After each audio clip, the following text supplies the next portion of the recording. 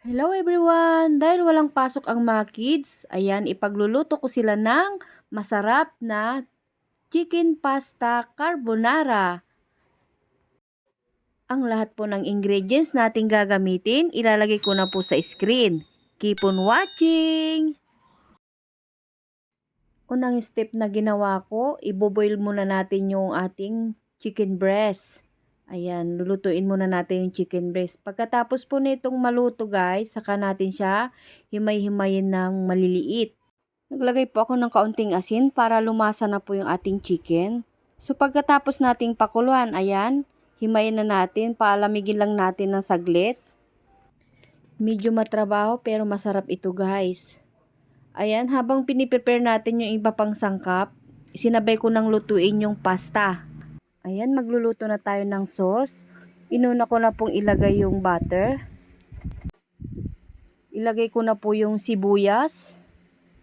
Palambutin lang po natin yung sibuyas natin.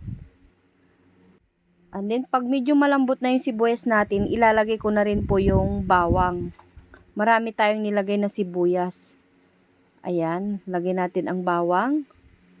Pag medyo brown na siya, ilalagay na rin natin yung chicken na hinimay-himay na natin kanina.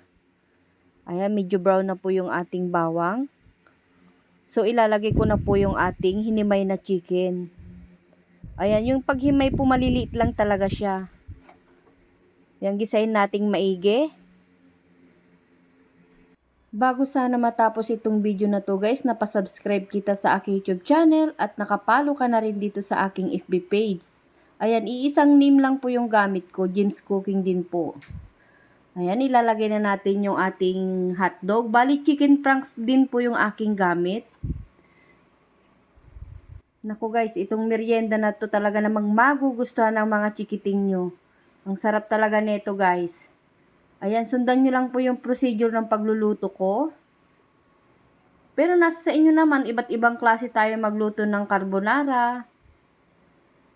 Ayan, ilalagay ko na rin po yung 2 latang gatas. Inuulit ko po ang mga ingredients na aking gagamitin. Ilalagay ko na po sa screen sa unahan po. Baka po may magtatanong ulit. Ayan. And then, maglalagay din po tayo ng all-purpose cream.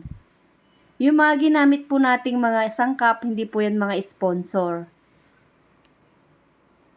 Ang gamit ko pong all-purpose cream, Angel. Masarap din po yan guys, makreamy talaga siya. Angels, baka naman, pagalawin ang baso. Tapos po maglalagay din po ako ng powder na paminta. Maganda po talaga, powder na paminta ang gamitin nyo dito.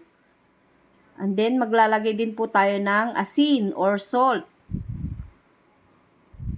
Tinansya-tansya ko na lang po lahat ng aking nilagay. Haluin natin. Tapos po maglalagay din po pala ako ng sugar. Bali 2 scoop. Hindi po kalakihan yung scoop ko. Kumbaga teaspoon po yun. Teaspoon. Para pambalance lang po nitong ating sauce ng carbonara. And then maglalagay din po ako ng cheese. Grated cheese. Masarap po talaga pag may cheese yung ating sauce. Ayan, haluin natin. Sinabay ko na pong nilagay yung cheese para matunaw na rin siya. So, ito na siya guys. Malapit na siyang maluto dahil natunaw na rin po yung cheese. Kailangan po kumulong-kumulo yung ating sauce kasi po pagka hindi kumulo yan at mga ilang oras, mapapanis po yung inyong carbonara. Kaya kailangan napakulo yung mabuti yung sauce ninyo. Ayan, pwede na to guys. So, ito na po yung ating pasta na pinakuluan natin kanina. Yung aking pagluto ng pasta guys, sundan nyo lang po yung nakalagay sa pakete. Ito na, ilagay na natin yung ating sauce. Pagka naglagay po kayo ng sauce, huwag nyo muna siyang kakainin kaagad. I-cool down nyo muna para mag-creamy po talaga yung nilagay nyong sauce. Pag malamig na po siya kasi, talagang maganda yung kinalabasan ng ating carbonara. So, ayan guys. Kung hindi ka pa po nakapalo sa aking FB page, pakipalo nyo naman po ako and then sa aking YouTube channel, pasubscribe naman po at nagpapasalamat din po ako sa mga sumusuporta sa akin, yung mga viewers at mga subscriber ko.